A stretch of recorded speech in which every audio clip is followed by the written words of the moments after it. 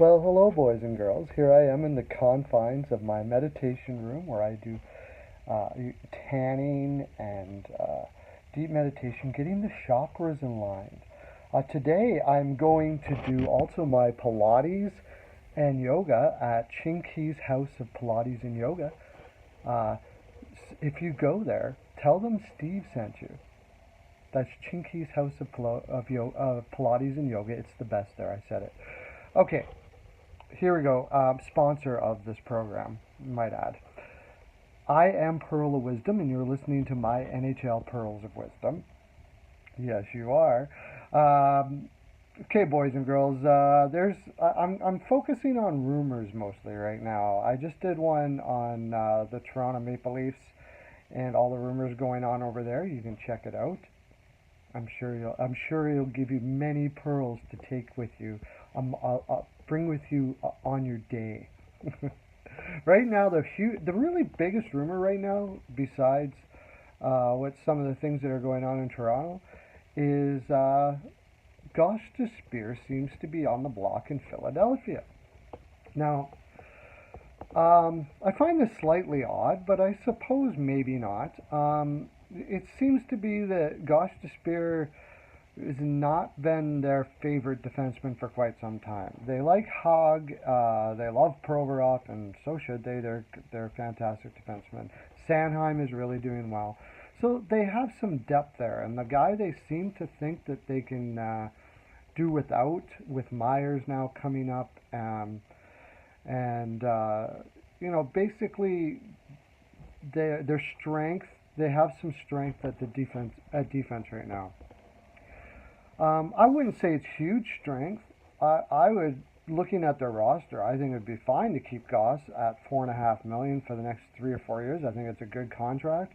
I know that there's defensive issues, but I mean, he's like a Yandel or something like that has very high value for his offense. Obviously, they don't value it as much as maybe I or other people would, and there's a lot of people out there that don't like him at all because he gives up the puck in the defensive zone on more regular basis than some other guys. I see the value in the fact that he gets the puck out of the zone, skates it out, or passes it out more than the other guys as well. But that's an argument for another day. The thing that they seem to be asking for or wanting to get is a center. Um, I guess my thinking for that, because they have Nolan Patrick, I'm a little bit perplexed. They have Couturier. My thinking, though, is they want to compete with Toronto and Boston now that they got Charlie Coyle, and look how well that's doing with their depth up the middle. Even when Washington won the cup, they had Backstrom, they had what's his name, Kuznetsov, and Eller, which is a pretty mean top three when you look at how difficult it is to get depth in the NHL. And of course, Pittsburgh with Malkin, on and on. Like the teams that seem to be winning cups have a lot of depth up the middle, and I suppose that's what they're looking at. It is the most important forward position. So let's take a quick look here as what could possibly happen. I went through several possibilities, and I think two of them that make the most sense to me, besides doing three-way deals, which is something you could look at as well. I'll even, maybe if I have time, I'll do the third one, which would be a three-way deal. Gostesphere to Edmonton for Nugent Hopkins is a possibility. I don't. Edmonton really likes Nugent Hopkins a lot and would be loath to remove themselves of him, but they might not be able to keep him in the long run. We all know of their defensive issues. They haven't had that sort of dynamic on their defense for a while. However, they do have Bouchard coming up. The thing that could be beneficial to Edmonton here, though, is they would get about $1.5 million cap room to add to their wings. You give Dre his own position at the number one spot, and maybe you can pick up a Nyquist or something like that to play on the wing. It's reasonable, and you think what kind of damage they could do with McDavid didn't always have to come back and basically do the defensive work to get the puck out of the offensive zone. And you have somebody like Gostesphere and Bouchard on two different defense pairings that are actually able to move the puck out of the zone. It would be extremely beneficial for them. I could see something like that happening. Let me know if you're a Philadelphia fan, if you think that would work out for you. I have a feeling a lot of you are going to think that's one hell of a deal. It's possible that Holland's a pretty shrewd guy and isn't really the person that gets behind on trades. He's actually the team that has traded the least in the last 15 years has been Detroit. Holland is not a person who trades a lot, although he might have to now in Edmonton. But he generally likes to build a team. Now, the other option, I think, would be Nylander in Toronto. Now, most of you will say, well, Nylander plays a wing. Yes, but his natural position is center.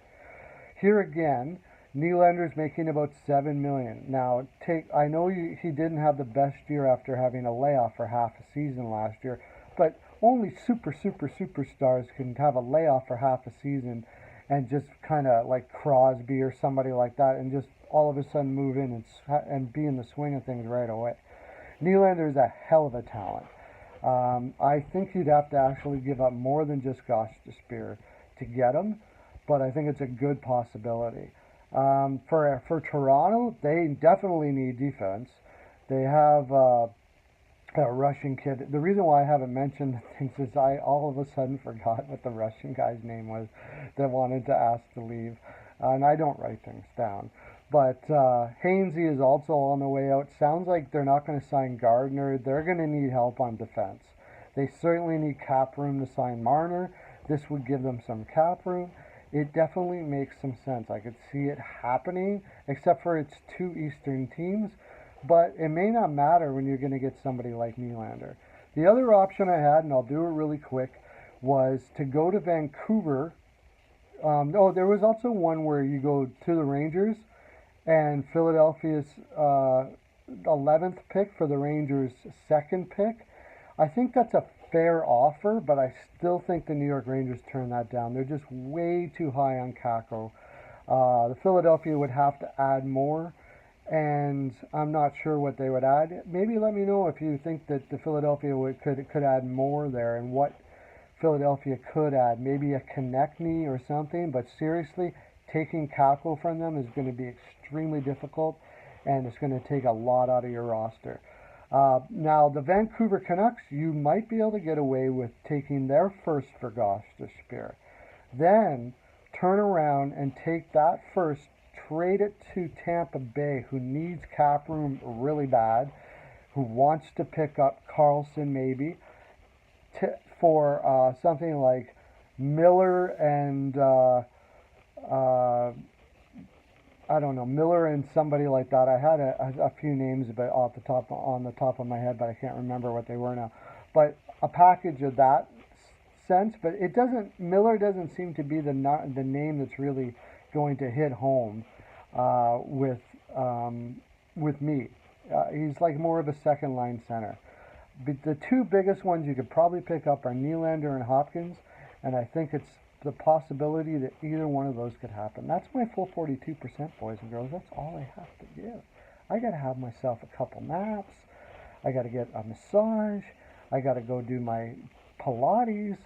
Busy day. Hit the button. Subscribe so you get full pearls, and I'll send you a My NHL Pearls of Wisdom necklace via helicopter signed by me. Have a great day. Lots of love to you.